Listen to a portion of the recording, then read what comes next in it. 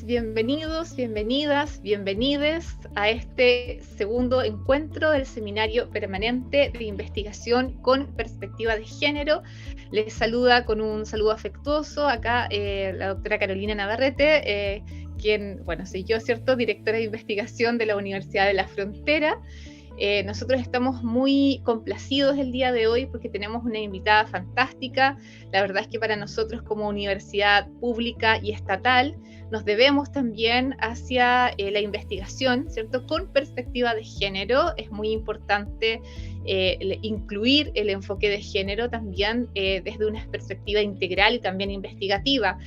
Por esta razón, la directora de la Dirección de Equidad de Género, doctora Bárbara Eitel, en conjunto con quien les habla, hemos organizado este seminario y estamos ahora también en compañía virtual, ¿cierto?, de Camila Rojas Sánchez, quien es socióloga y profesional de apoyo de la Dirección de Equidad de Género de la UFRO, quien va a estar también ahí participando en el chat de YouTube. Antes de dar la palabra a nuestra invitada del día de hoy, les quiero comentar que estamos transmitiendo en vivo y en directo por el canal de YouTube de la Vicerrectoría de Investigación y Posgrado, y ustedes pueden dejar sus preguntas y comentarios en el chat, y una vez que nuestra invitada termine su presentación, yo las voy a leer y vamos a generar un diálogo siempre, que es muy bueno, ¿cierto?, tras las presentaciones de nuestros invitados.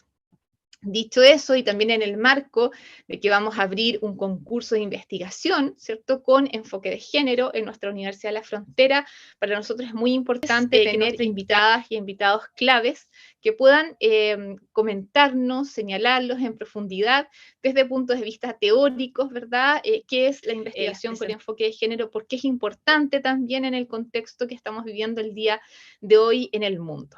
Dicho eso, voy a presentar a nuestra queridísima invitada. La verdad es que tiene un currículum muy, muy grande, así que voy a ser breve. Ella es Diana Mafía. Ella es doctora en Filosofía de la Universidad de Buenos Aires, doctora honoris causa por la Universidad Nacional de Córdoba, docente e investigadora del Instituto Interdisciplinario de Estudios de Género de la UBA, directora del Programa de Actualización en Género y Derecho, posgrado de la Facultad de Derecho de la UBA. Fue defensora del pueblo adjunta de la Ciudad de Buenos Aires en el área de Derechos Humanos y Equidad de Género. Además, fue directora académica del Instituto Hannah Arendt de Política y Cultura y diputada de la Ciudad de Buenos Aires. Fundadora también de la Red Argentina de Género, Ciencia y Tecnología. Dirige el Centro Cultural Tierra Violeta, donde está a disposición pública su biblioteca personal como parte de la Biblioteca Feminaria. Desde el año 2012 dirige el Observatorio de Género en la Justicia del Consejo de la Magistratura de la Ciudad de Buenos Aires. En este minuto, Diana Mafía se encuentra en Buenos Aires, Argentina, a quienes les damos también un cariñoso saludo desde nuestra Universidad de la Frontera en Temuco. Diana, te doy la palabra y eternamente agradecida por estar con nosotros el día de hoy. Gracias, Carolina. Me da mucha alegría poder compartir con ustedes. Estoy desde hace ya unos años siguiendo el proceso chileno extraordinario que las mujeres están haciendo en las universidades, en la política, en la vida social, en relación con sus propias organizaciones de colectivos de mujeres, colectivos mixtos, las mujeres en ciencia, la red de mujeres en ciencia. Es extraordinario el proceso, me da mucha alegría entrar entonces también con ustedes en este diálogo con la Universidad de la Frontera y los cambios que están haciendo allí. Así que muchas gracias por esta invitación. Y cuando me lo propusieron y pensamos la cuestión que más nos afecta, la primera cuestión que aparece cuando hablamos del colectivo de las mujeres, que es la cuestión de la violencia, pensé en ofrecer una versión quizás distinta de la violencia, porque cuando hablamos de violencia de género, hablamos de un sistema estructural en el cual se dan las formas de violencia interpersonales. A veces es difícil, se dice, la violencia contra las mujeres por su condición de mujeres. ¿Qué quiere decir por su condición de mujeres? Quiere decir eso, hay estructuras formales, sistemáticas, en las cuales las mujeres somos inferiorizadas, marginadas, en las que tenemos obstáculos específicos por los roles de género, por los estereotipos de género, por las relaciones desiguales sociales, y es más difícil de ver cómo en la vida académica ese trasfondo, si no intervenimos, queda exactamente igual, y las instituciones son cómplices, por lo tanto, y son parte de esa forma estructural de violencia. Voy a compartir con ustedes una presentación, si me ayuda Matías, que está acá con todos los botones tecnológicos, y me avisa en qué momento podemos empezar a compartirla.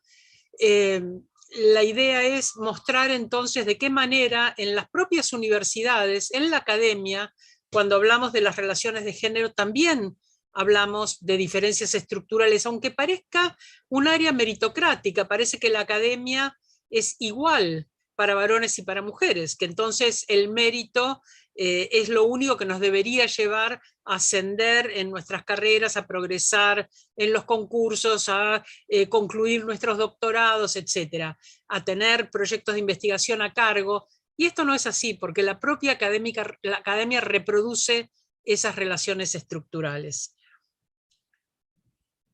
Quiero saber si ya está a la vista esta presentación como para poder entonces compartirla. Gracias, Matías.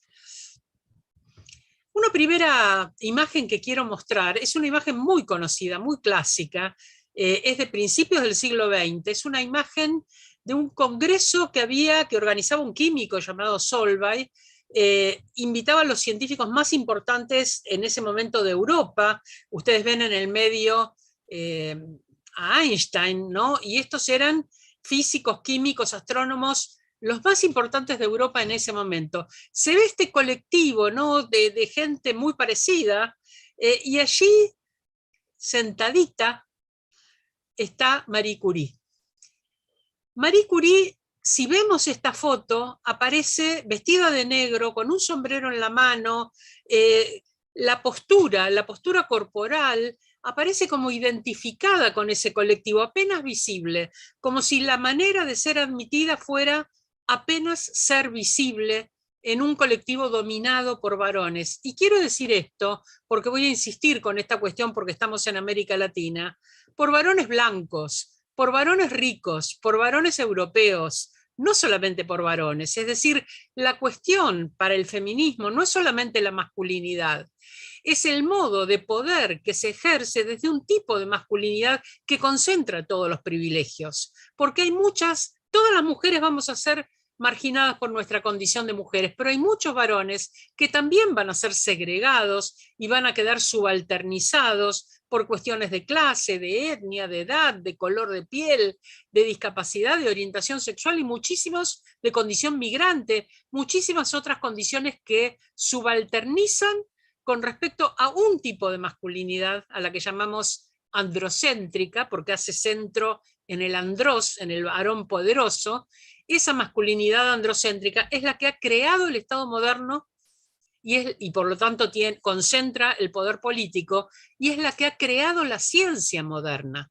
Y por lo tanto, los sujetos del saber que tiene más prestigio y más garantías, el saber que va a ser usado como fundamento para el resto de las decisiones, son los mismos sujetos y por lo tanto los mismos puntos de vista y los mismos intereses de preservación de sus privilegios que los sujetos que concentran el poder económico y el poder político. Entonces, el concepto de androcentrismo, el concepto de esta masculinidad poderosa, poderosa por género, pero también por clase, por etnia, por edad, por capacitismo, por muchísimos otros aspectos que hacen al poder, lo tenemos que tener permanentemente presente. Marie Curie ganó el premio Nobel, fue una mujer destacadísima en ciencia y casi es el único nombre que cuando uno pregunta ¿qué mujeres conoces en ciencia? Marie Curie, es casi el único nombre que aparece. Ganó el premio Nobel, intentó entrar a la Academia de Ciencias de París y la rechazaron porque era una mujer. Cuando ganó su segundo premio Nobel, esto no solo era excepcional por lo que implicaba ser reconocido de esa manera por la comunidad científica, sino que por el hecho de ser ella una mujer y porque lo ganó en dos disciplinas diferentes, en física y en química. Es absolutamente extraordinario. Por segunda vez intentó entrar a la Academia de Ciencias. Las academias se crearon en el siglo XVII por estas mismas masculinidades y volvieron a decirle que no porque era una mujer. Entonces ella dijo, no hay ningún lugar en el reglamento de la academia que indique que no pueden entrar mujeres. Y le dijeron que no había ninguna indicación porque era obvio que no podían entrar mujeres. Es decir, para el conjunto de sabios que componían la academia, ni siquiera es necesario mencionar que mujeres, aun cuando obtuvieran 2 premios Nobel, no podían ser parte. Ella pidió que la academia se reuniera y que generara un acuerdo, y efectivamente la academia se reunió y generó un acuerdo sobre explicitar en su reglamento que no podían entrar mujeres. Ese fue el acuerdo que la academia generó tras 2 premios Nobel de Marie Curie, y la primera mujer ingresó a la Academia de Ciencias de París, si no me equivoco, en 1981 o en 1979, por ahí, pero entre fin de los 70 y principios de los 80. Quiere decir que todavía ni siquiera se nos dan las explicaciones y los argumentos, sino que está totalmente naturalizado que hay ciertas disciplinas en las que las mujeres no vamos a estar presentes, y si estamos, no vamos a estar presentes en condiciones de igualdad, y si estamos en condiciones de igualdad tendrán que ponernos por encima autoridades que nos pongan en nuestro lugar.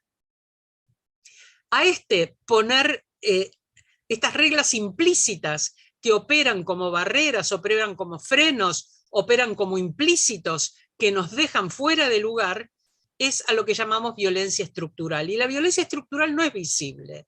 Las violencias visibles son las violencias directas, las que tienen que ver con comportamientos, el grito, el insulto, el empujón, la violencia física, por supuesto, las arbitrariedades manifiestas.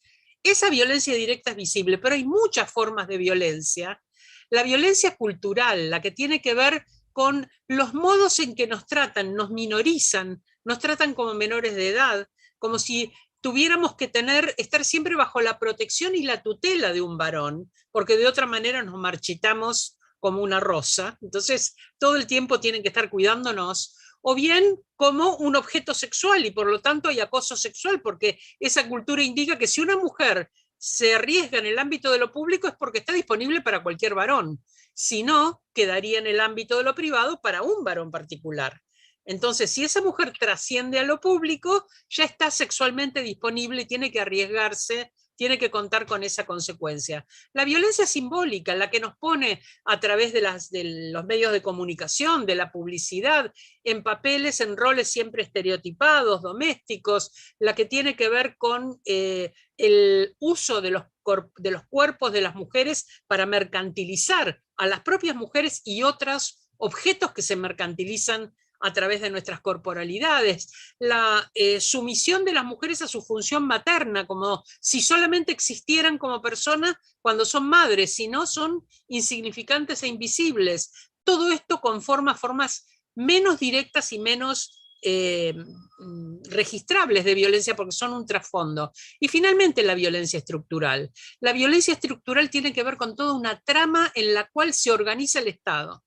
Son violencias que tienen que ver con la sistematicidad de ciertas formas de actuar, que a veces ni siquiera son explícitas, no están en el reglamento, y donde se niega a través de esta violencia estructural que haya que hacer algo particular con las mujeres. Hay una enorme resistencia a lo que llamamos medidas de acción afirmativa, es decir, cuando se pide, por ejemplo, como han pedido ustedes, un programa de género y diversidad, dicen, ¿pero por qué? ¿Acaso va a haber un programa para varones también? Entonces, esta idea de que no hace falta nada particular porque las condiciones son objetivas e idénticas e iguales, es parte de la negación de necesidades específicas para esa diversidad de vidas y de roles que encarnamos las mujeres. Hay que ver entonces que hay formas de poder, que son formas de poder que tienen que ver con sujetos que ejercen el poder y por lo tanto son visibles, pero hay otras formas de poder que tienen que ver con el modo en que se instituye en una estructura el poder. y entonces queda diluido en todos los sujetos que intervienen en esa estructura. A mí me decían cuando fui diputada, la política es así, y yo les decía, ustedes hacen así la política. Decirme la política es así, yo me tengo que ajustar a lo que ustedes construyeron previamente para su beneficio y para mi expulsión. Y en la academia pasa lo mismo. Bueno, la carrera de doctorado es así, bueno, las exigencias de horarios para la docencia son así.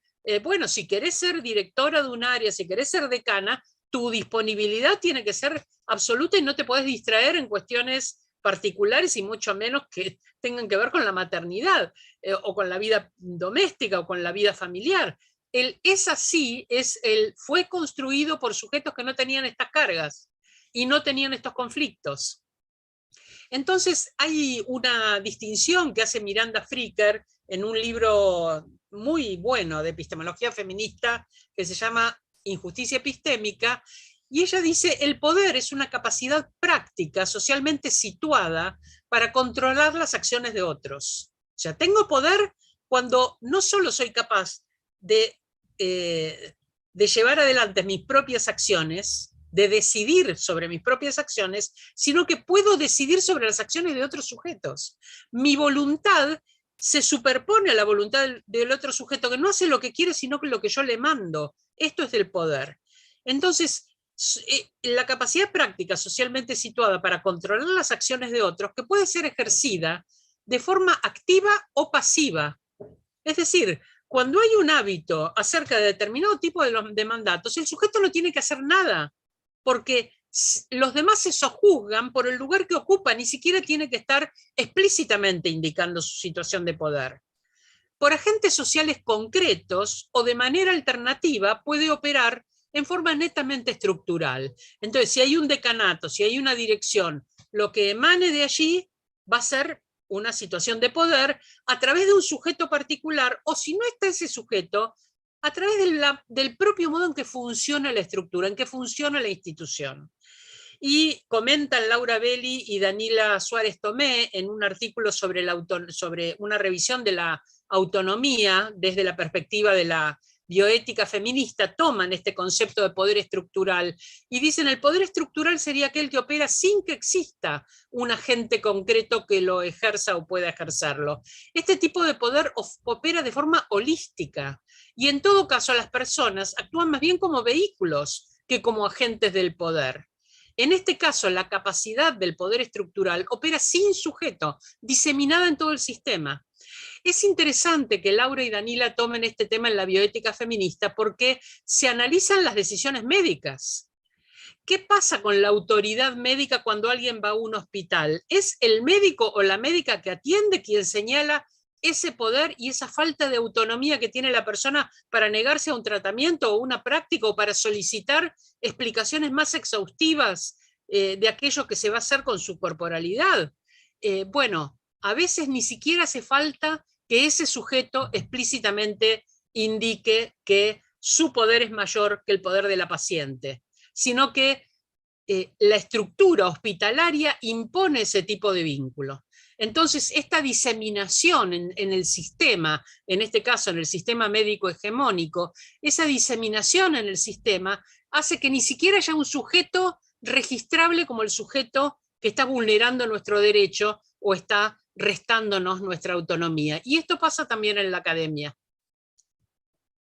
Entonces, lo que quiero mostrar es que hay un tipo de violencia estructural que está generada por condiciones de desigualdad. Esas condiciones son sistémicas y por lo tanto ellas mismas, esas mismas condiciones de desigualdad son un modo de violencia, la violencia estructural. Y esa violencia estructural, así como las autoridades de una institución tienen responsabilidad sobre las formas de violencia que ocurran en la institución, es decir, si hay estudiantes que tienen una situación de violencia entre sí, si hay un caso de acoso sexual de un docente sobre una alumna, si hay situaciones de violencia física o psicológica, si hay insultos, si hay gritos, si hay maltratos, la autoridad va a intervenir porque es corresponsable de que haya en la institución una vida libre de violencia.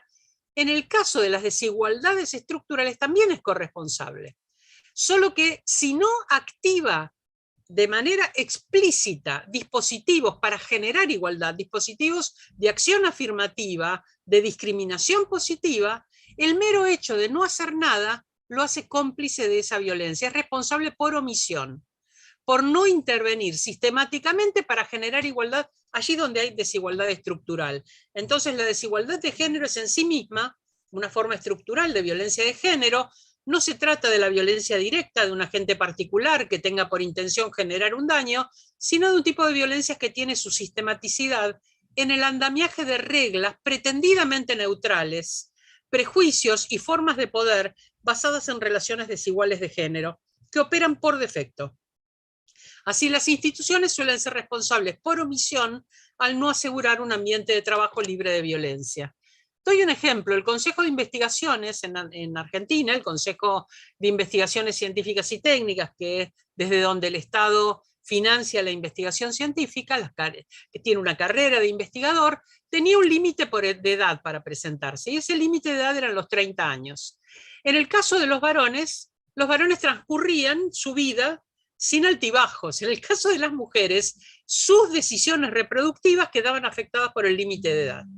Entonces, si en general las mujeres tenían hace 20 o 25 años, quedaban embarazadas entre los 25 y los 30 años, ahora a ninguna mujer antes de los 30 se le ocurre ni siquiera pensar en la maternidad, porque está haciendo su proyecto de doctorado, porque tiene que ingresar a la carrera de investigador, porque tiene que hacer una pasantía externa de investigación en una universidad extranjera. Entonces se programan las exigencias académicas como si fueran neutrales al género y toman sus decisiones reproductivas como si fueran individuales. Ni las reglas académicas son neutrales al género, ni esa decisión es individual. Es una reacción individual a una estructura colectiva que ha decidido neutralizar un factor que es un factor de diferencia muy relevante, como es el gestar o no gestar. Esa no es una condición que tenga que ver con la meritocracia, es otro tipo de condición que tiene que ver con las capacidades biológicas de gestación. A las desigualdades estructurales les ponemos nombre, y esos nombres tienen que ver muchas veces con metáforas que usamos para dar una idea de cuáles son las barreras que nos encontramos sistemáticas en el desarrollo de nuestra carrera. Una metáfora muy usual es la de techo de cristal. Techo de cristal implica que hay un límite en el ascenso que hacemos de nuestros niveles, digamos, de profesionalidad. Hay un límite en el cual se produce una meseta y ya las mujeres no ascienden. A medida que pensamos esa especie de pirámide en cuya cima están las personas más destacadas, en el caso del sistema de investigación en Argentina, los investigadores superiores, van quedando muchas menos mujeres y se va masculinizando. Las mujeres quedan en la base. Lo mismo pasa cuando hablamos de las estructuras docentes en las universidades, las estructuras académicas. Encontramos que en la base, en la condición de ayudantes académicas, hay muchas mujeres, y cuando empezamos a ascender las titularidades, las cátedras se masculinizan, están mucho más en manos de varones. Entonces, esa meseta que se produce, ¿por qué? ¿Cuál es ese límite? Si vemos cuáles son los grados, pero no vemos dónde está eso que nos aplana en la posibilidad de ascender. Y un complemento de ese techo de cristal, por eso se llama el techo de cristal, porque vemos esas posibilidades de ascender, pero no alcanzamos a llegar. Y el piso pegajoso es como el complemento, ¿no? Es como si fuéramos ascendiendo en esa pirámide, en esa escalera, pero cada escalón que ascendemos, tenemos que negociar un montón de equilibrios. Equilibrios con nuestra pareja, con nuestra familia, equilibrios económicos, equilibrios con nuestros hijos, con las tareas de cuidado, con las tareas domésticas, si las vamos a tercerizar, equilibrios con el personal en quien hemos tercerizado las tareas de cuidado, las tareas domésticas, lo que eso implica también en el desplazamiento económico, de lo que implica el ingreso de un investigador o de una investigadora. Hacemos todos, atamos con nudos siempre provisorios todos estos conflictos y alcanzamos un equilibrio. Y cuando se nos ofrece la posibilidad de ascender otro escalón, la perspectiva es que vamos a tener que negociar todo de nuevo. Y muchas veces esa perspectiva de tener que negociar todo de nuevo nos acobarda, o sabemos que algunas de esas negociaciones no va a ser posible hacerlas, o que son extremadamente difíciles, o que dependen de muchas personas, o que no es el momento. Y por lo tanto renunciamos a ese ascenso. Eso genera muchas veces la impresión en los varones de que no aceptar compromisos es una decisión que tomamos las mujeres, una decisión individual. Le dijimos si no quería ser ella la directora y dijo que no, que mejor no, que mejor fuera otra persona. ¿Por qué dijo mejor no? ¿Porque no aspira a ascender en su carrera?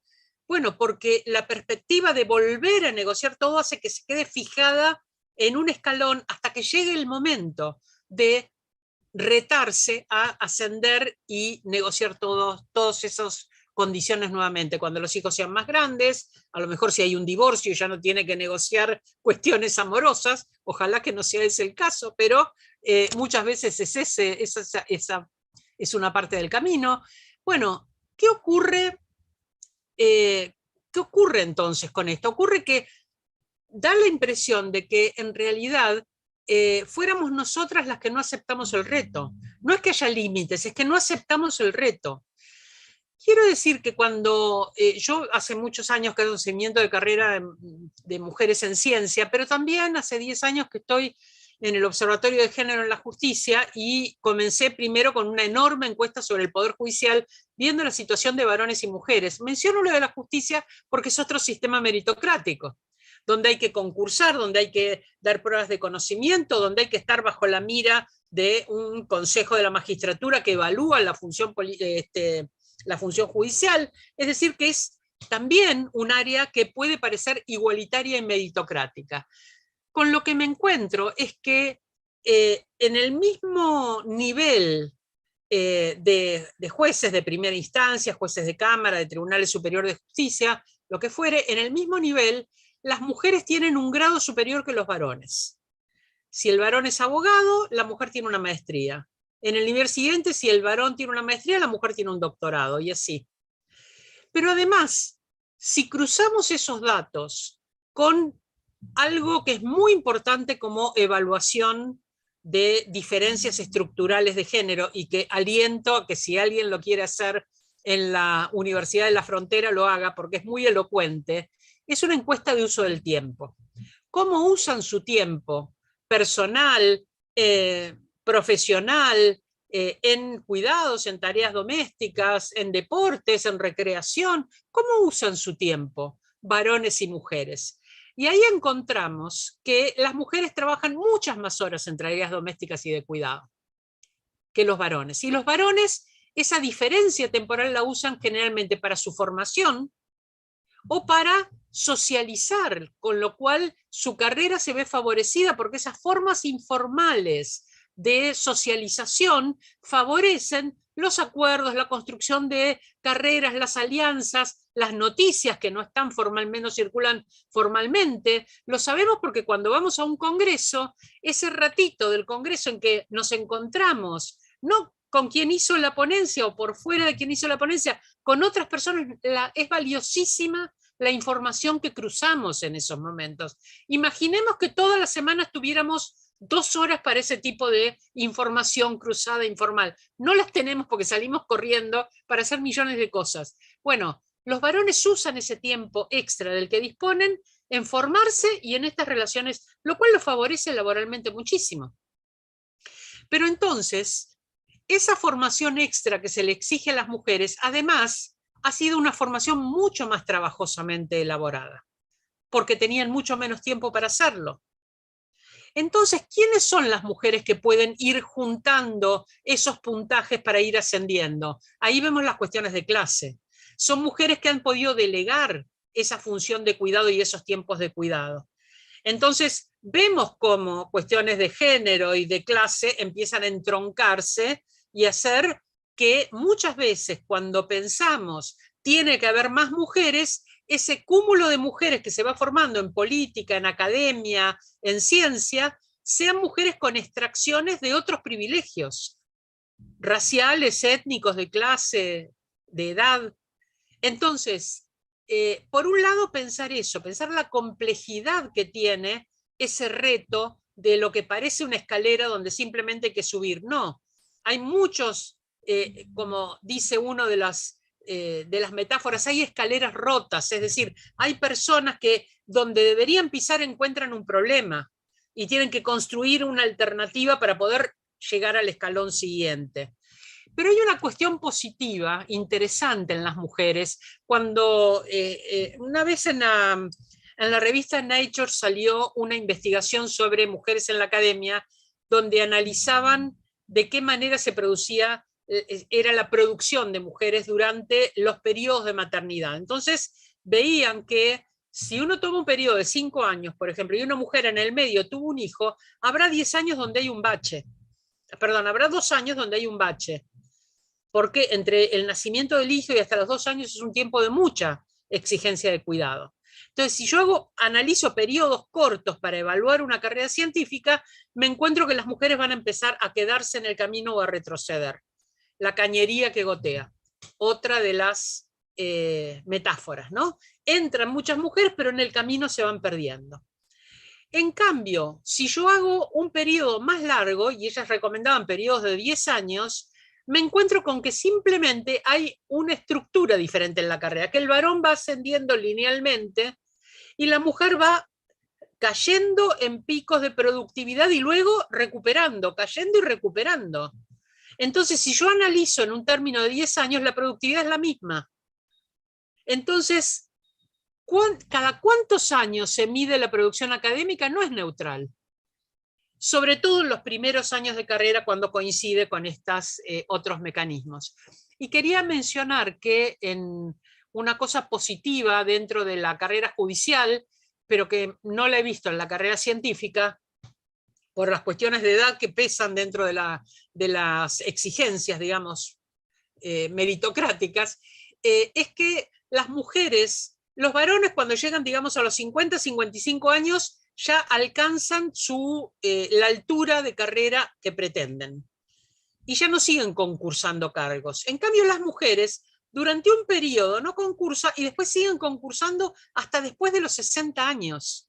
A los 65 se jubilan, pero siguen hasta último momento, recuperan ese tiempo en el que estuvieron sin lidiar, digamos, con concursos y con exigencias de esta índole, lo recuperan y lo siguen haciendo. Es decir, no se conforman con el lugar que alcanzaron. Hay una persistencia en la construcción de carrera de las mujeres interesante para analizar.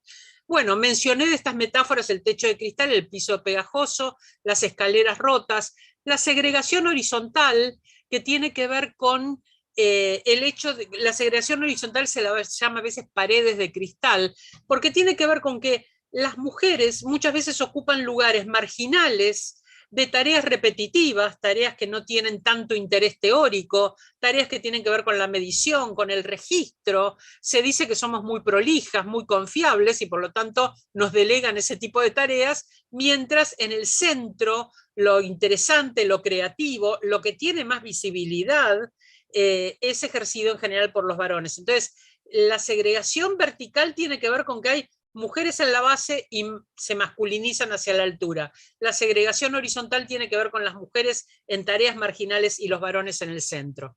La cañería que gotea ya la mencioné. El dilema Wollstonecraft lleva el nombre de Mary Wollstonecraft. Mary Wollstonecraft fue la primera filósofa política feminista, escribió un libro en 1793 más o menos, que se llamaba Vindicación de los Derechos de la Mujer, es decir, desde ese primer feminismo, el feminismo de la primera ola, el feminismo del surgimiento del Estado moderno, de la Revolución Francesa, junto con Mary Wollstonecraft en Inglaterra estaba Olympe de Gouges en Francia, trabajando los derechos. Mary Wollstonecraft decía en esta Vindicación de los Derechos de las Mujeres que pedía por el derecho a la educación para las mujeres, porque pasa algo muy curioso, se hace la revolución de la ciencia moderna, deja de vincularse la educación a la religión, es decir, que ya no son el lugar de formación científica los conventos, y el conocimiento deja de estar vinculado a la educación, a la religión, aparece la ciencia experimental se seculariza, aparecen las universidades, y las universidades prohíben el ingreso de mujeres. En los conventos las mujeres podían estudiar. En el siglo XV se crean las universidades prohibiendo el ingreso de las mujeres, y prohibiéndolo con argumentos religiosos, porque son seres demoníacos, porque son la tentación, encarnan la tentación, algo espantoso como argumentación, pero entonces a las mujeres no se las educa. Y Mary Wollstonecraft dice, es importante que las mujeres accedamos a la educación porque vamos a formar, ahora con el argumento, ¿no?, del nuevo concepto de ciudadanía y de derechos, vamos a formar a los futuros ciudadanos, entonces tenemos que estar formadas. Era un argumento que ya usaba Platón en la República, ¿no?, 2500 años antes. Entonces, Mary Wollstonecraft dice, cuando nosotras queremos ocupar el lugar en lo público, en la educación, en la profesionalidad, en la ciudadanía, ocupar el lugar de ciudadanas, nos encontramos con un conflicto, porque la ciudadanía y las profesiones están diseñadas para los varones, y a la vez queremos conservar una condición de lo femenino, que es el tener hijos y criarlos. Queremos esa función de maternidad y queremos a la vez tener estas otras funciones públicas que tienen un formato hecho para varones. Entonces, esto es lo que ella llama, considera un dilema: cómo emular a los varones, tratar de ser iguales que ellos y a la vez defender la maternidad. Y Carol Pateman, una politóloga, le nombra a este dilema entre hacer una carrera y defender la maternidad, dilema Wollstonecraft. Es algo que se presenta de muchas maneras. Recuerdo haber entrevistado al comienzo de nuestras investigaciones en la red de Género y Ciencia a una astrónoma maravillosa, Gloria Dubner, que ella tenía 3 hijos, ahora son muy grandes, pero en ese momento eran chicos, y ella contaba por qué no había hecho una estancia externa de investigación. Como astrónoma tenía que irse a un observatorio 2 o 3 meses, estar ausente, por lo tanto, de todo en su casa, y bueno, y la vida se le hacía difícil de esa manera, y ella decía, como ideal, ¿no?, como ideal de vida, nunca logré que en mi casa no se note que trabajo y que en el trabajo no se note que tengo hijos. Es decir, el dilema Wollstonecraft es cómo ejercer una carrera sin que se resienta la maternidad y cómo ejercer la maternidad sin que se resienta la carrera. Ambas cosas. Y ese tipo de dilemas se nos presentan las mujeres. Y luego formas explícitas de violencia, por supuesto, el acoso, esto que mencioné de los vínculos tradicionales, ¿no?, de minimizar a las mujeres, tratarlas como hijas o tratarlas como sexualizarlas y tratar de seducirlas, cosas que pasan todo el tiempo también en los ambientes académicos. Hay algo que se produce entonces a partir de esta cuestión del uso del tiempo diferenciado y las tareas de cuidado que tenemos a cargo, que es lo que se llama brechas de género. Las brechas de género son esa distancia que se produce para acceder desde distintos lugares a los mismos derechos, a las mismas oportunidades, a los mismos beneficios. Entonces, hablamos de brecha de género porque esa distancia está producida fundamentalmente por las asignaciones diferenciales, por la división sexual del trabajo, por las asignaciones de cuidado. Entonces, la brecha de género es la distancia en el acceso, el disfrute, la participación y el control de los recursos, servicios, oportunidades o beneficios sociales asociados al trabajo. Y en el uso del tiempo vemos la brecha de género por el mayor tiempo destinado al trabajo doméstico y al cuidado, que es no remunerado. Y eso produce, por supuesto, consecuencias en la participación en actividades económicas remuneradas. A veces tenemos un trabajo de medio tiempo o un trabajo docente en lugar de un trabajo específicamente en la disciplina, porque el trabajo docente nos permite hacer equilibrios con los horarios y con los turnos, etc. Nos dificulta la capacitación formal, como mencioné antes, en relación con mejorar nuestra formación, hacer posgrados, etc. Y también la participación pública, tener no solamente la jornada laboral y la doble jornada del trabajo doméstico, sino que si tenemos vocación para la política, para la participación comunitaria, etc., es una tercera jornada laboral. Entonces es una doble, triple jornada. Y esas actividades de participación pública muchas veces tienen que ver con estas relaciones informales en las que se basa muchas veces la construcción de la carrera profesionales, donde nos conocemos, generamos familiaridad, generamos vínculos, donde una persona nos tiene presente si se aparece una oportunidad para, podría ser esta persona a la que veo frecuentemente, conozco frecuentemente, me ha contado que tiene esta formación, etc. Quedamos fuera de ese tipo de vínculos informales por dificultades, y es una brecha que se genera por la mayor asignación de tiempo al trabajo doméstico. A ese trabajo lo llamamos trabajo reproductivo. La reproducción biológica queda a cargo de mujeres y de personas trans capaces de gestar, ¿no? Varones trans o personas trans o no binarias capaces de gestar. El trabajo productivo es el trabajo remunerado y que genera una mercancía. El trabajo reproductivo no genera una mercancía, es el propio sostén de la vida. El sostener que la vida siga funcionando. Entonces no tiene un resultado visible, porque lo que cocinaste lo comieron y al día siguiente tenés que volver a cocinar, la cama que tendiste se usó y al día siguiente hay que volver a tenderla, lo que se limpió se ensucia y hay que volver a limpiarlo, y así es un mito de Sísifo, volvemos todo el tiempo sobre esa reproducción del trabajo de cuidado, y porque además es un trabajo que no tiene ningún tipo de reconocimiento, y sin embargo es un trabajo del que no podemos prescindir, y esto se puso muy en evidencia durante la pandemia. Los cuidados son imprescindibles, no solo para la vida familiar, para la vida social. Entonces, es el trabajo indispensable para satisfacer las necesidades más básicas y cotidianas de todas las personas.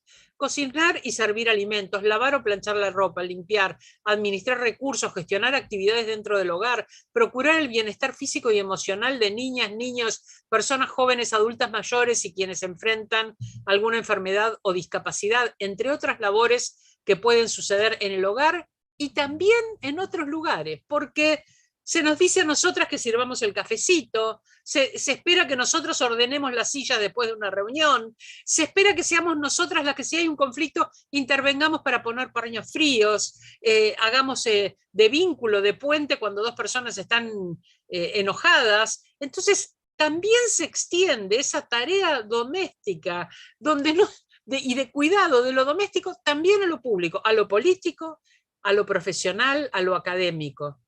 Y es un tipo de explotación que ya no es una plusvalía solamente económica, es una plusvalía emocional.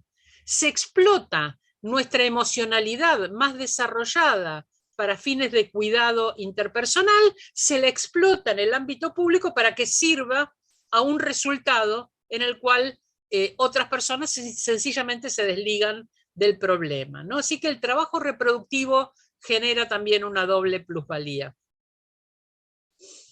Hablé de androcentrismo al comienzo, hablé de cómo no solamente las mujeres quedan fuera de la ciencia, sino otros sujetos por otro tipo de motivos, de clase, etnia, edad, capacidad, etc. Y cómo ese androcentrismo no solamente elimina personas, elimina cualidades, capacidades, imaginaciones, mundos, culturas, todo eso de la construcción colectiva del conocimiento. El conocimiento colectivo termina siendo la imposición de unos pocos sujetos en nombre de una universalidad que generaron esos pocos sujetos a todo el resto. Y además desmintiendo esos otros conocimientos que se puedan generar. Esto pasa muchísimo con las comunidades originarias y seguramente tanto en Argentina como en Chile tenemos una constatación de cómo otros tipos de saberes no ingresan a la academia, quedan deslegitimados porque son comunidades que no son esa comunidad de producción de saber admitido como científico, como académico, y cómo eso tiene que ver con quedar fuera otras visiones del mundo, otras capacidades humanas inclusive. En el caso de las mujeres, argumentos para dejar a las mujeres fuera de la ciencia eran, no son racionales, son emocionales, son subjetivas, usan metáforas, son narrativas en lugar de usar abstracciones. Bueno, todos estos aspectos son aspectos que colaboran en la construcción de conocimientos.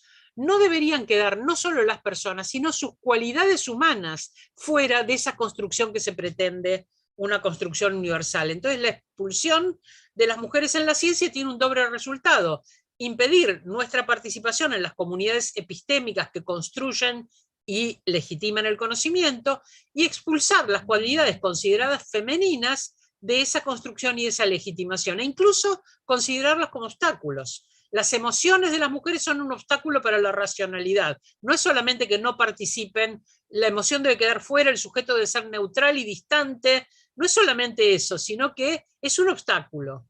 No solo las mujeres, por cierto, han quedado fuera de estas comunidades.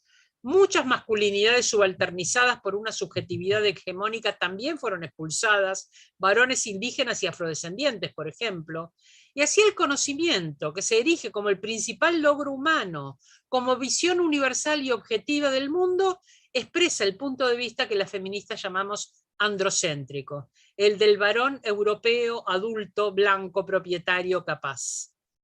Todo lo demás queda fuera de esa universalidad, fuera de esa humanidad. Entonces, es muy importante el concepto de sexismo, el que nos va a decir que las mujeres somos inferiorizadas en relación a los varones. Pero me parece que tenemos que pensar interseccionalmente los sujetos con todas sus cualidades, no solo con su género. Y entonces el concepto que nos importa, más que el de sexismo, que hasta acá no lo mencioné, es el de androcentrismo. Así que tengamos presente esto, porque al androcentrismo le oponemos el análisis interseccional de los sujetos. Le oponemos el pensar la complejidad de ese sujeto que no es solamente un varón o solamente una mujer.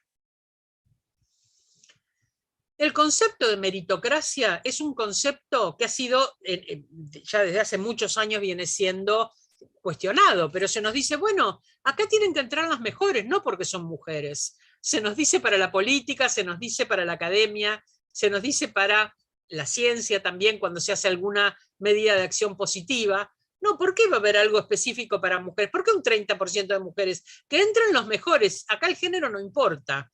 Bueno, que el sujeto androcéntrico sea el embajador de lo humano nos pone al resto de los sujetos, a las mujeres y a los varones subalternos, en una periferia, en una serie de lugares desventajados para que nuestra producción de conocimiento sea confiable.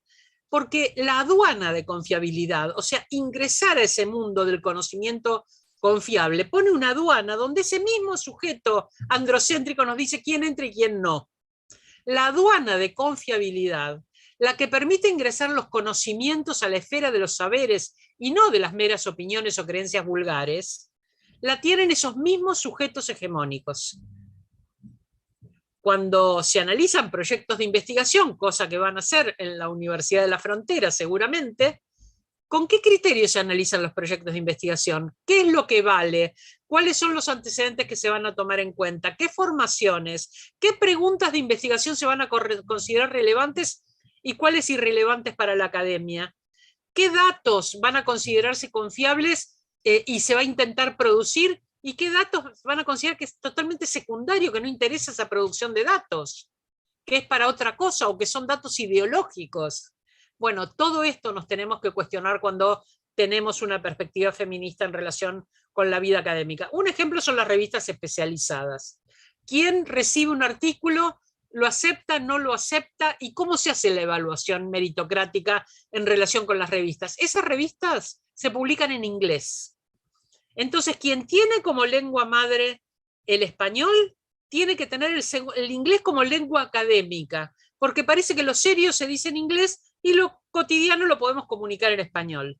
Y si en lugar de español habla una lengua originaria, tiene que hacer una doble traducción. Para ir a la escuela tendrá que hablar español, para ingresar a la academia tendrá que perfeccionar ese modo en que se llaman las cosas, que insólitamente ha pasado de ser la lengua de los negocios a ser la lengua de la cultura y mucho peor la lengua de la academia. Es algo insólito.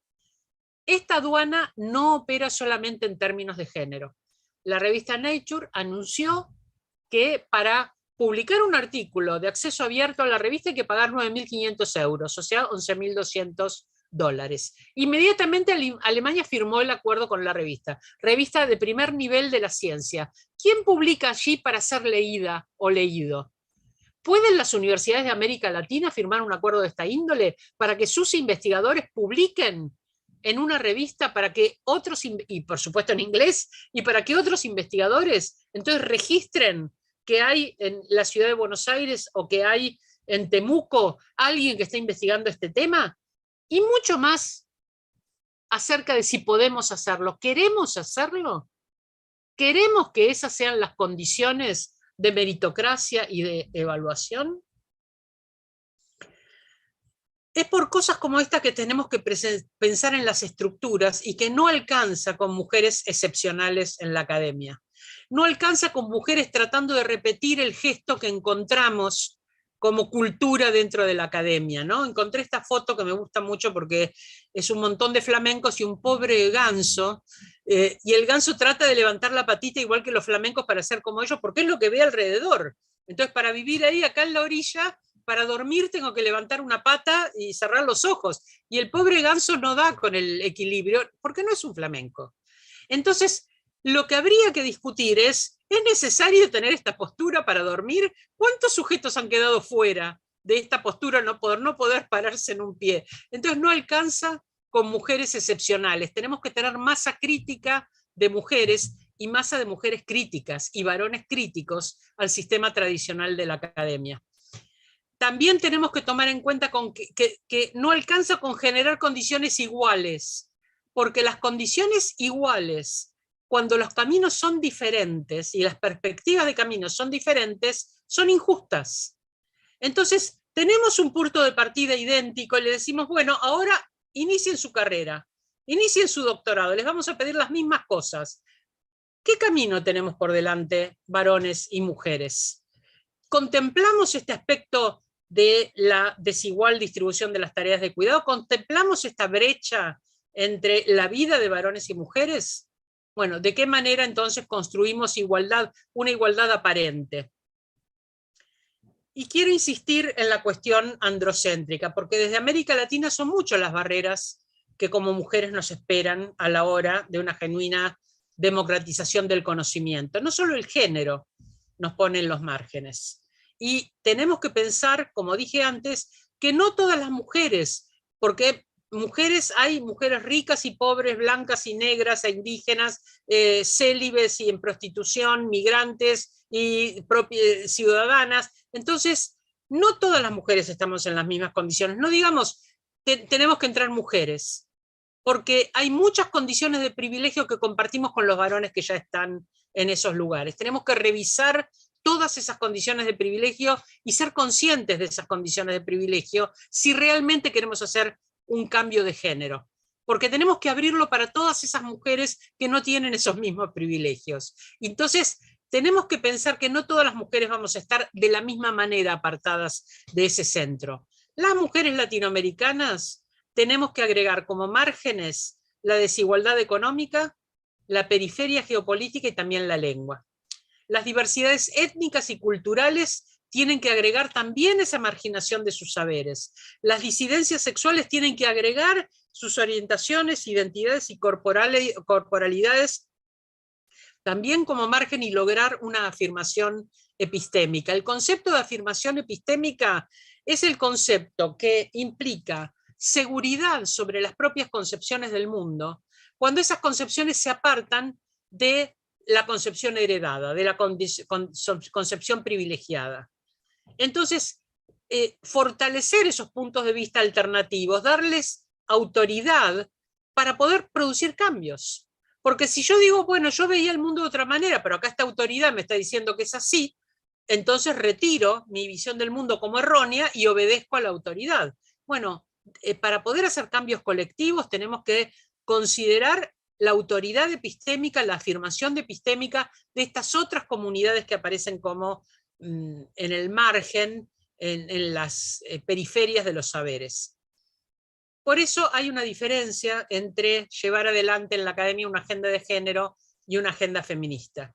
Una agenda de género se va a ocupar de la desigualdad entre varones y mujeres, y va a intentar que el Estado intervenga y que se procuren políticas transversales y específicas para promover la igualdad de género.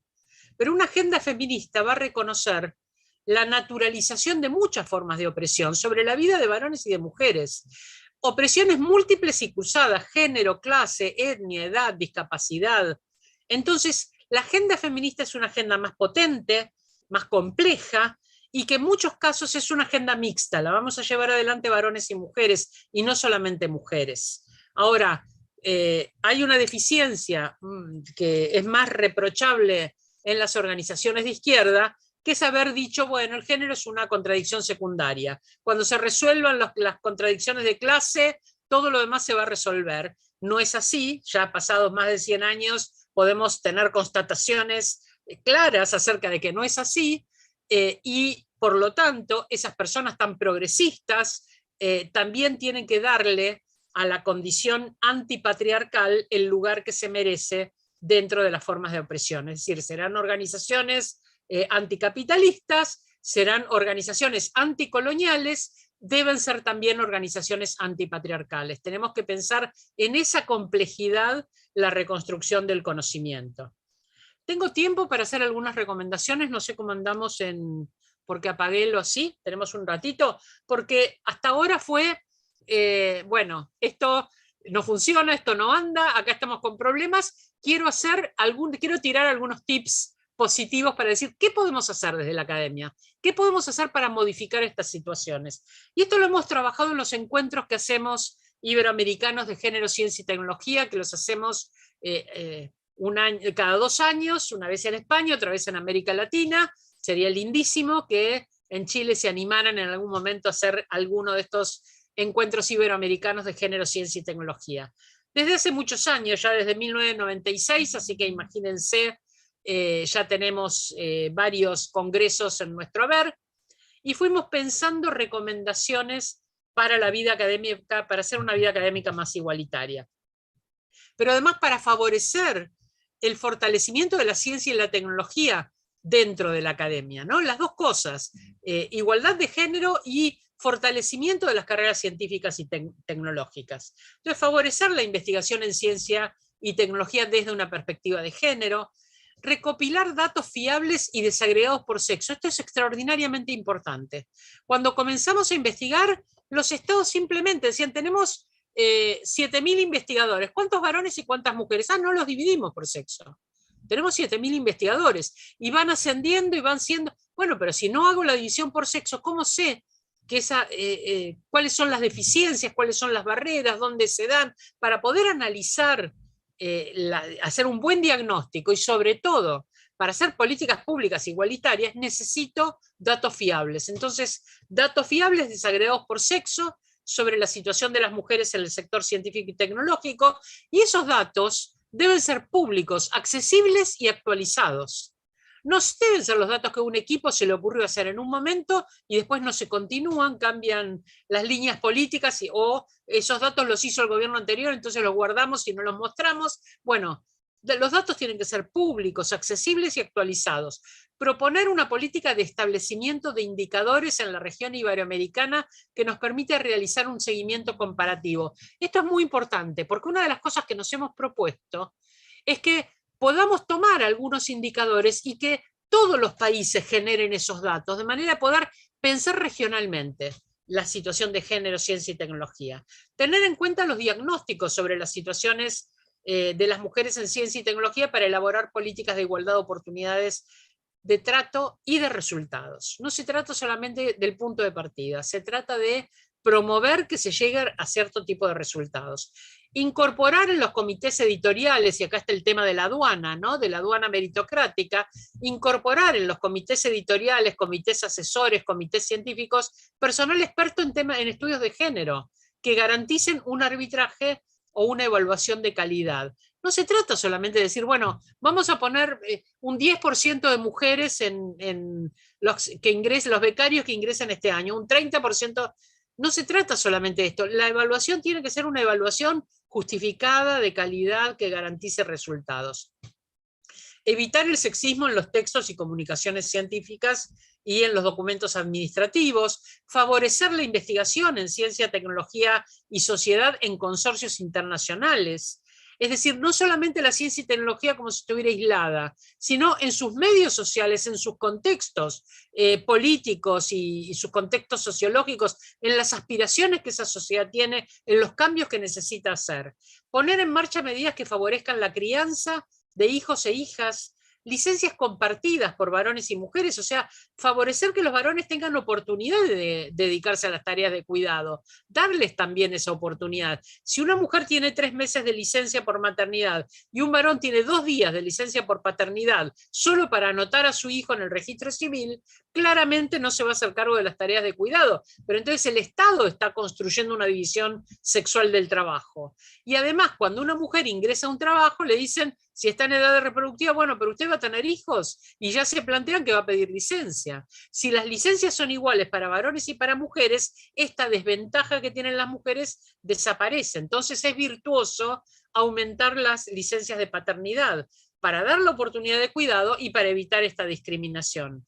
Por supuesto, servicios de guardería en las universidades, subvención, a veces no es la propia universidad, pero financiarle la guardería al personal que trabaja en la universidad. Cuando se hace un congreso, un evento, facilitar un servicio de guardería.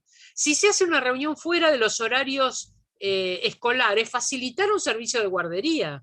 Eso en general no se hace y muchas veces no lo hacemos ni siquiera las feministas, ¿no? Pensar que dentro de la propuesta de hacer este congreso va a haber un área especial de cuidado de niños y niñas. Promover la elección de carreras científicas en las niñas, estimular con medidas concretas, becas, proyectos de investigación, la participación de mujeres jóvenes en la ciencia, traer otro tipo de problemáticas, promover de manera particular el ingreso y desarrollo de mujeres en áreas poco feminizadas, las que se llaman STEM, o sea, matemáticas, física, ciencias naturales, ingenierías, favorecer el acceso de las mujeres a las nuevas tecnologías de información y comunicación mediante acciones específicas. Es interesante cómo en la socialización de niños y niñas, los niños tempranamente se acercan a la tecnología mediante videojuegos, se acercan a roles que van a tener después y que les sirven para generar un tipo de pensamiento, de lógica de decisión, y las niñas en general tienen juegos de roles, vestir a la muñequita, regar la florcita, es decir, algo que no les genera competencias tecnológicas. Instaurar prácticas profesionales, horarios, temas de reunión, etcétera, que permitan el desarrollo de una vida personal rica y plena para mujeres y hombres por igual.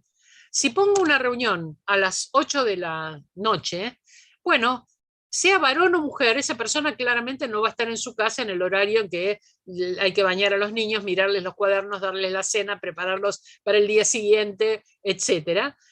Con lo cual, para algunos es una gran excusa porque no tienen ganas de ir a su casa. Pero si pensamos los horarios para una interacción, para derrotar ese dilema Wollstonecraft, ¿no? Tener un desarrollo de una vida personal rica y plena, que podamos hacer deporte, que podamos tocar un instrumento de música, que podamos ir al cine, no es solamente para combinar cuidado y trabajo, sino tener una vida más plena. Realizar análisis reales de impacto de género en todas las políticas públicas y en todos los niveles, estatal, autonómico, local. ¿Cuál es el impacto de género de todas las medidas que se toman? Por ejemplo, si construimos una escuela, si construimos un jardín de infantes o una escuela de primera educación, ¿qué impacto diferencial tiene sobre los varones y las mujeres? Si construimos un centro de salud para primera atención en salud, ¿qué impacto tiene diferencial sobre la vida de varones y mujeres? Eso hay que analizarlo. Por ejemplo, en la ciudad de Buenos Aires iban a cerrar un centro de salud y yo pedí un análisis de impacto diferencial. El 80% eran mujeres, porque iban a buscar sus anticonceptivos, la leche maternizada para sus hijos, iban a llevar a sus niños al pediatra, iban a llevar a los ancianos, acompañaban al resto de las personas al centro de salud. 80% de las usuarias eran mujeres. Entonces, una medida política no tiene un impacto idéntico solo porque lo ignoremos. Tenemos que realizar análisis reales y esta es parte de la investigación en que la academia tiene que colaborar. E incorporar la perspectiva de género y feminista en todos los estudios, en especial aquellos destinados a promover el desarrollo sostenible. Por eso, cuando pienso la visión desde América Latina, pienso por supuesto en la visión de género, pero pienso que los sentidos críticos sobre el poder, que implica la hegemonía del conocimiento y de la ciencia y la tecnología, nos obliga a una pregunta por el sujeto, no solo en relación con su género, sino desde la superposición de todos estos márgenes a los que me referí. Y entonces desde esas múltiples periferias que habitamos, nos hacemos estas preguntas que son relevantes. ¿Quién produce el conocimiento? ¿Financiado por quién? ¿Para beneficio de quién? ¿Desde la perspectiva de quién? ¿En la lengua de quién? No solo, insisto, en términos de sexo, sino también de clase, de etnia, de color, de identidad. Esto era lo que quería compartir con ustedes y tenemos un ratito para preguntas o cuestiones que hayan.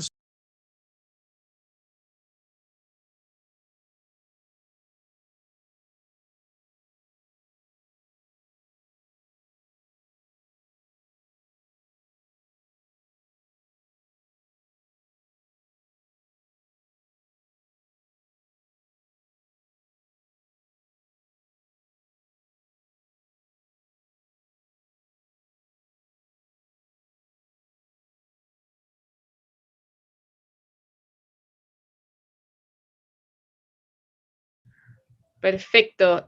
Muchísimas gracias, doctora Diana Mafía. La verdad es que ha sido una presentación exuberante en información, en inspiración, y hemos tenido una audiencia cautiva bastante buena, pendiente de esta presentación. La verdad es que nos ha abierto perspectivas muy importantes. En este minuto estamos en pleno proceso de elaboración de un proyecto de fortalecimiento institucional de género.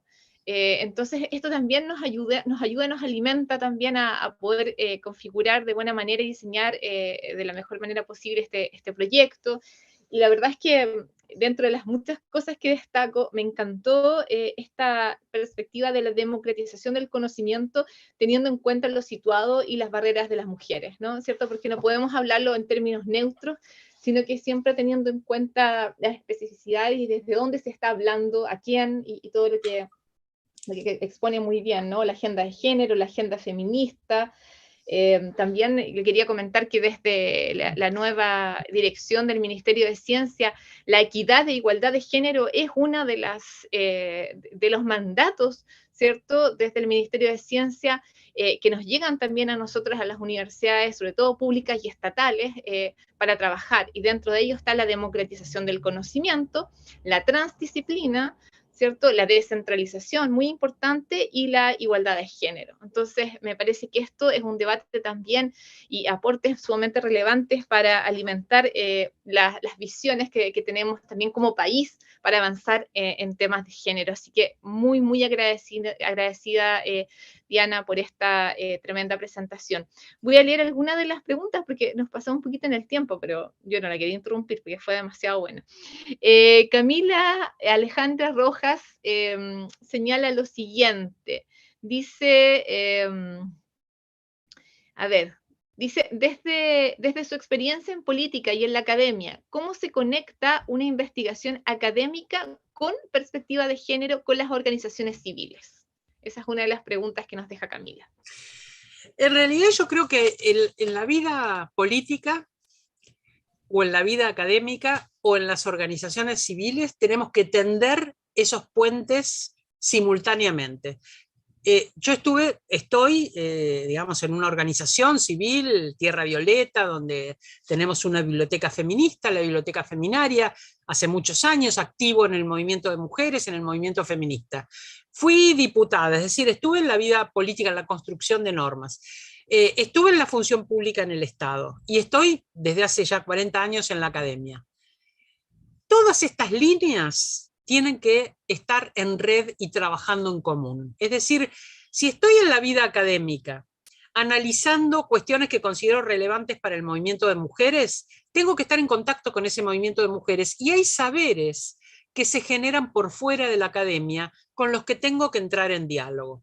En Argentina ha habido muchas circunstancias por motivos, en algunos los hemos tenido de ambos lados de la cordillera, nuestras dictaduras, momentos de mucha violencia política, momentos de gobiernos autoritarios y también momentos más florecientes donde se dio lugar a una participación mayor de las mujeres dentro de las agendas de los gobiernos.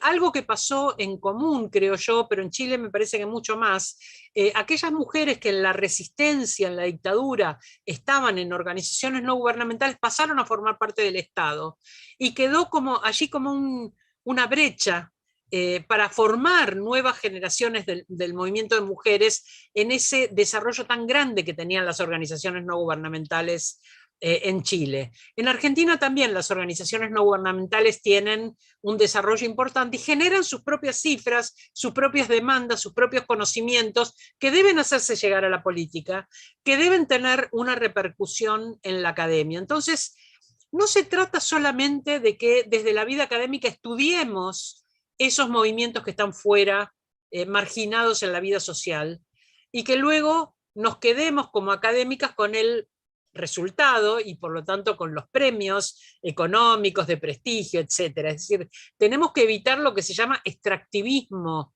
intelectual en relación con los grupos sociales.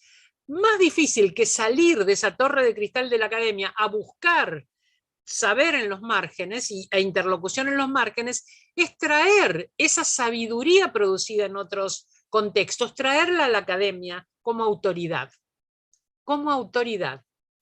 como expertas en aquello que están transmitiendo. No siempre las personas que estamos en la academia somos expertas en esos saberes que se generan en otros contextos. Doy un ejemplo. Yo trabajo hace décadas con diversidades de género, en particular con personas travestis y transgénero. Trabajé con Loana Berkins, una gran dirigente travesti, que murió en 2016 y dejó, ella era una gran productora de saber teórico sobre la condición de travestis y trans. Entonces hicimos un seminario en la Facultad de Filosofía, donde yo enseño, sobre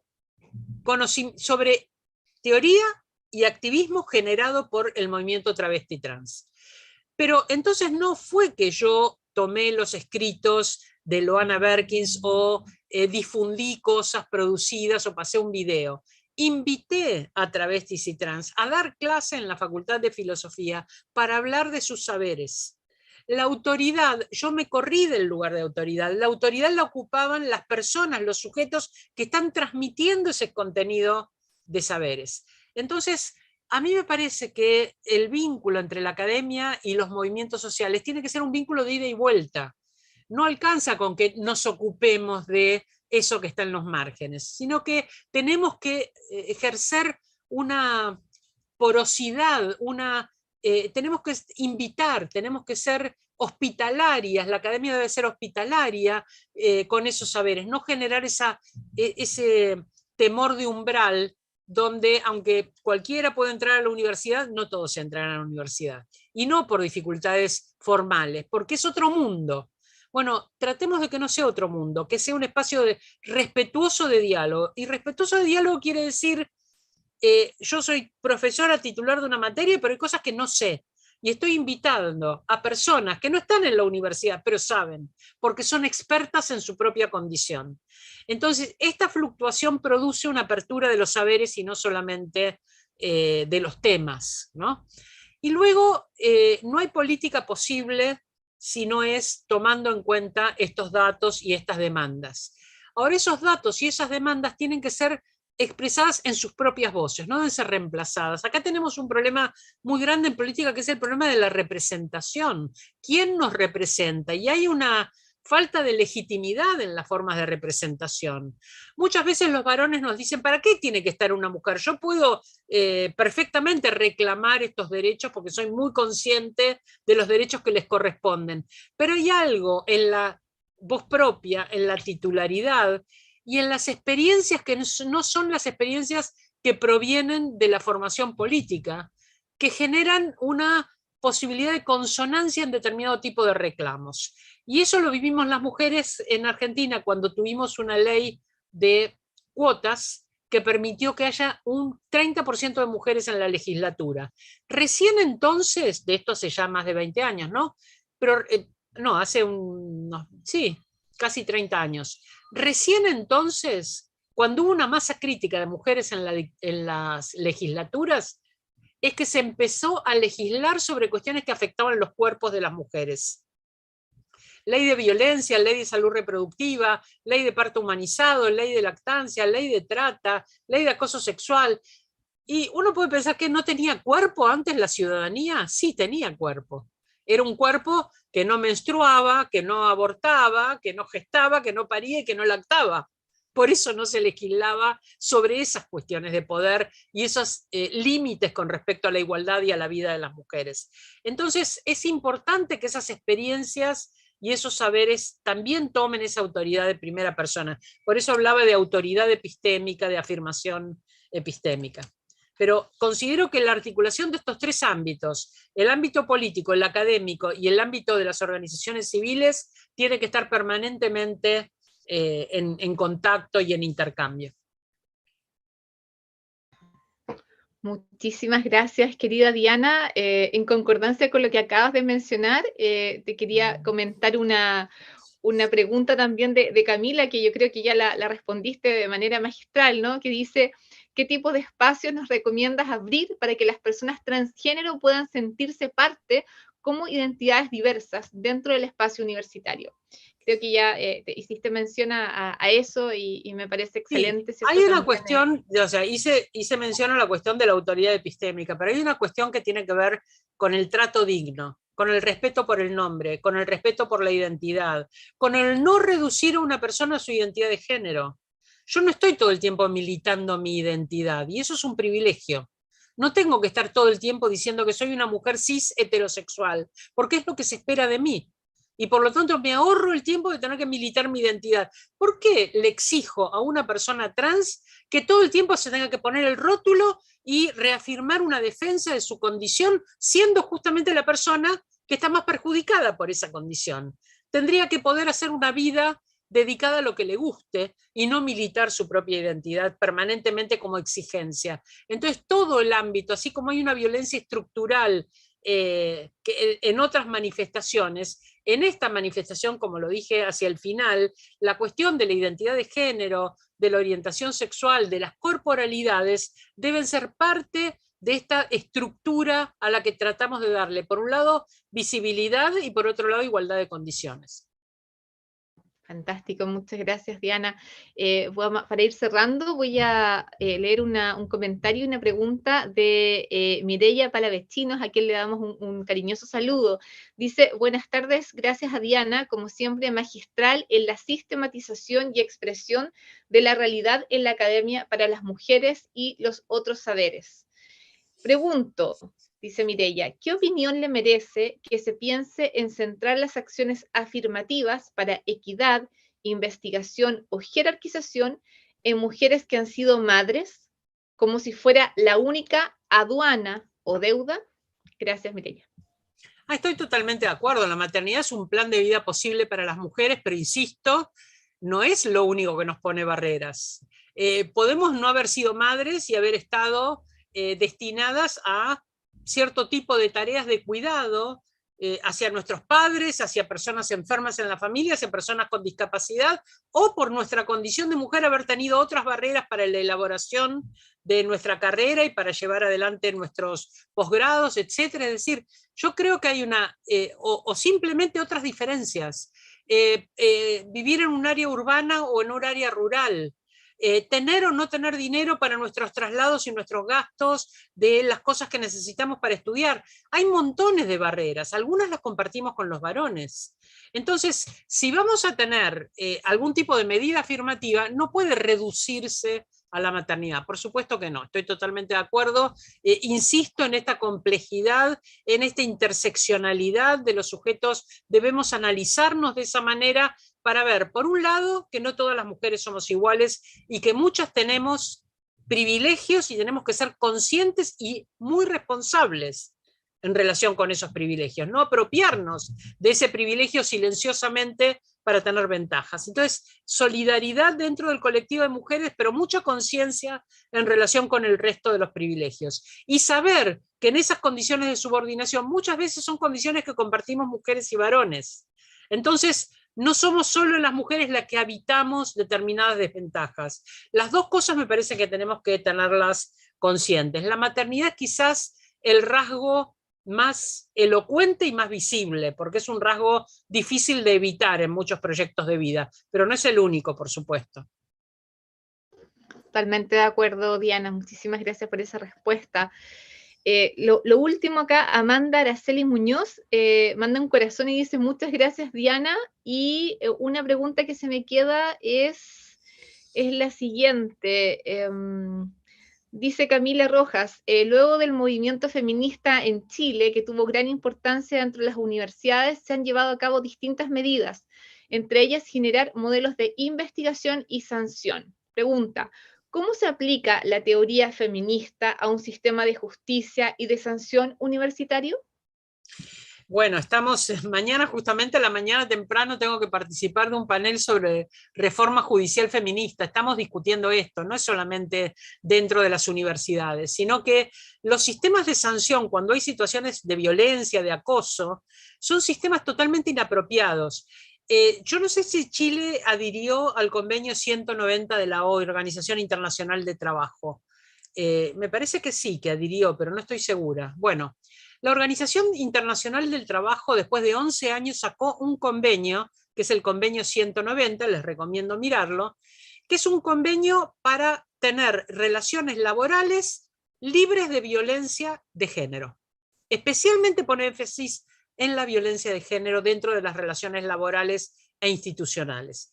Ese convenio se elaboró entre el año 2019, a principios del 2020 Argentina lo firmó, a principios del 2021 lo depositó en la OIT y ahora en febrero del 2022 comenzó a ponerse en marcha. ¿Qué dice ese convenio? Dice que debemos tener instrumentos, herramientas para resolver las cuestiones de violencia laboral e institucional cuando hay cuestiones de género involucradas, pero que tenemos que hacer una construcción con todos los sujetos involucrados en esto. Es decir, no lo hace un comité de expertos o de expertas, lo hacen los sindicatos, lo hacen los estudiantes, lo hacen los docentes, lo hacen las autoridades, colectivamente construyen un protocolo para aplicar dentro de las universidades que, entre otras cosas, revisa las sanciones y el mecanismo que se va a imponer para la investigación, etc. Y todo esto debe tener una perspectiva feminista. Y esto es lo que está garantizando el convenio 190 de la OIT. Si ustedes quieren, más adelante podemos hacer una reunión específica sobre esta cuestión, sobre el convenio 190 de la OIT, la violencia laboral e institucional, y ver cuáles son estos recursos que se proponen. Fantástico, estimada Diana. De hecho, una noticia del 30 de abril del presente año señala que el presidente Boric busca ratificar este convenio a través de la ministra de Relaciones Exteriores, Antonia Urrejola. Así que Chile también está ahí en día. Maravilloso. Sí, pero esto quiere decir que muy pronto se va a poner en funcionamiento y ese va a ser el momento de sentarse a pensar colectivamente. Felicitaciones por eso. Así es, ¿no? Muchísimas gracias, estimada Diana, y tomo la palabra ahí de una futura exposición sobre esto, que nos vendría bastante bien. ¿Cómo no?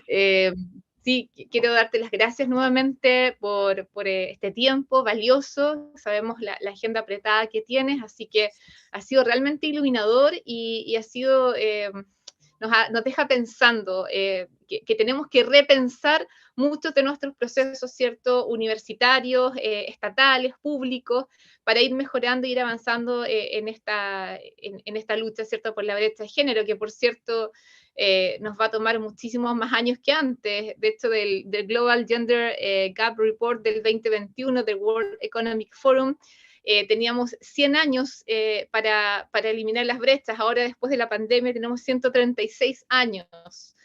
Eso es lo que se va a tardar en cerrar la brecha de género. O sea, realmente estamos ante un problema. Si analizan específicamente las brechas en ciencia y tecnología, son mucho mayores. Así que es más desalentador. Pero el camino comienza andando. Así que hacia eso vamos, ¿eh? andando y posicionando estos temas que son fundamentales, ¿verdad? Tanto para hombres, mujeres y diversidades. Así que Así te es. agradecemos enormemente este espacio de conversación, de crítica, de reflexión, que es muy auspicioso y esperanzador también para repensarnos, como ya bien te decía. Quiero dar las gracias también a todos quienes nos siguieron por el canal de YouTube y redes sociales. Va a quedar grabada esta conferencia, que por cierto la vamos a revivir y volver a escuchar porque hemos aprendido muchísimo.